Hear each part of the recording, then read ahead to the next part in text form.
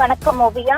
கோவையின் அதிர்ச்சி சம்பவம் மாணவிக்கு மீதான பாலியல் வன்கொடுமை, பெண்கள் பாதுகாப்பு எங்கே என அதிமுக பொதுச் செயலாளர் எடப்பாடி பழனிசாமி தனது கண்டனத்தை தெரிவித்துள்ளார். குறிப்பாக நேற்று இரவு கோவை விமான நிலையத்தின் பின்புறம் நடந்தது மனிதாபிமற்ற தன்மையை குலைக்கும் சம்பவம் என்றும், நண்பர்களுடன் பேசிக் கொண்டிருந்த ஒரு கல்லூரி மாணவியை 3 இளைஞர்கள் தாக்கி கடத்தி சென்று பாலியல் வன்கொடுமை செய்ததாக தகவல் வெளியாகியிருந்தது.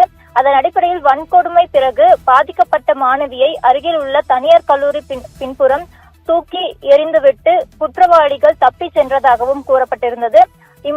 அந்த மாணவி இன்று அதிகாலையில் காவல்துறையினரால் மீட்கப்பட்டு தற்போது தனியார் மருத்துவமனையில் சிகிச்சை பெற்று வருகிறார். குறிப்பாக இந்த சம்பவம் தமிழகத்தில் பெண்கள் பாதுகாப்பு எங்கே என்ற கேள்வி மீண்டும் எழுந்துள்ளது என அதிமுக பொதுச் செயலாளர் எடப்பாடி பழனிசாமி தனது சமூக வலைதளத்தில் திமுகவிற்கு கண்டனம் தெரிவித்து வருகிறார். குறிப்பாக பெண்கள் பாதுகாப்பை குழி தோண்டி புதைத்து விட்டது ஸ்டாலின் மாடல் அரசு என்றும், குறிப்பாக அதிமுக ஆட்சியில் தமிழ்நாடு இந்தியாவில் பெண்கள் பாதுகாப்பாக வாழ்ந்த மாநிலத்தின் முதலிடம் பெற்றது என்றும், தனது தலைமையிலான அம்மா அரசியல் பெண்கள் பாதுகாப்பு 100% உறுதியாக செயல்பட்டிருந்ததாகவும், ஆனால் இப்பொழுது பெண்கள் தாங்களே